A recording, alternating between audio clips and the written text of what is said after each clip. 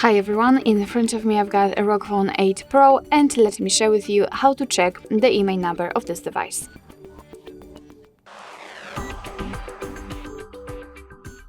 So let's start with the first way with the usage of the secret code. We have to open the dialer and enter a short code which is *#06#. And as you can see, thanks to this code we are provided with both IMEI numbers of this device.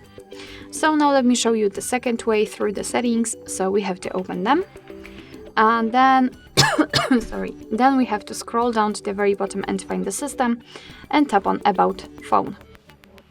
Now let's scroll down and tap on the status, which should be right under those highlighted sections, and there we've got IMEI information. And as you can see here, we've got both IMEI numbers for both SIM slots.